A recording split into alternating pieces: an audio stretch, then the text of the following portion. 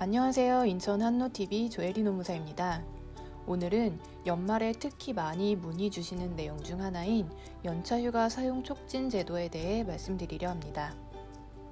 근로기준법 제61조에서 규정하고 있는 연차휴가 사용 촉진 제도란 사용자가 법에 따른 연차휴가 사용 촉진을 하였음에도 불구하고 근로자가 휴가를 사용하지 않아 소멸된 경우 그 미사용 연차휴가에 대한 금전 보상 의무를 면제하는 제도입니다. 즉, 사용하지 않은 연차가 있어도 연차휴가 미사용 수당을 받지 못할 수 있다는 것인데요. 이러한 연차휴가 촉진 조치는 회사가 반드시 도입해야 하는 것이 아니고 사용자가 실시 여부를 선택할 수 있으며 직종 또는 부서에 따라 일부만 도입하여 운영할 수도 있습니다.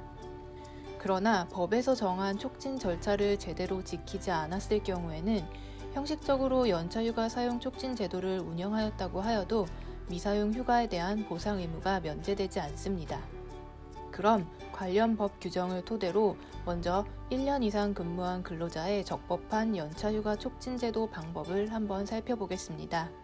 1차적으로 사용자는 연차휴가 발생 후 1년이 되기 6개월 전을 기준으로 10일 이내에 근로자에게 미사용 휴가일수를 알려주고 그 사용 시기를 정하여 사용자에게 통보하도록 촉구하는 서면을 보내야 합니다.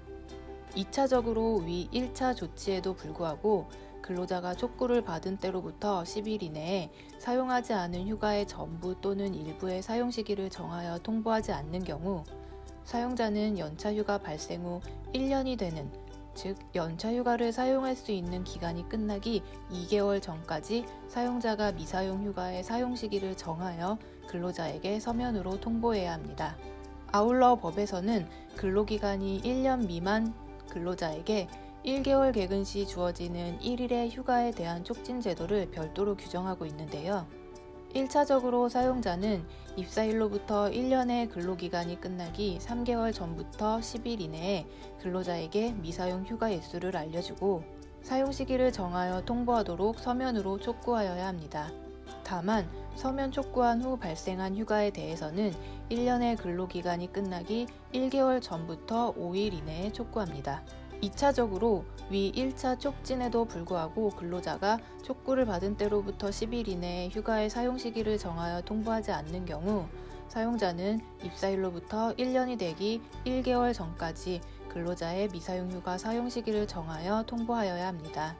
다만 1차 촉구 이후 발생한 휴가에 대하여는 입사일로부터 1년이 되기 10일 전까지 통보합니다.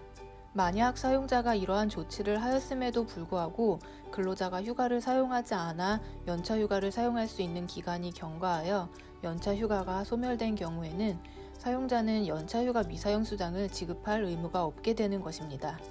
네, 오늘은 연차휴가 사용 촉진 제도가 무엇인지 적법한 촉진 방법과 그에 따른 효과에 대해 살펴보았습니다. 다음 영상에서 뵙도록 하겠습니다.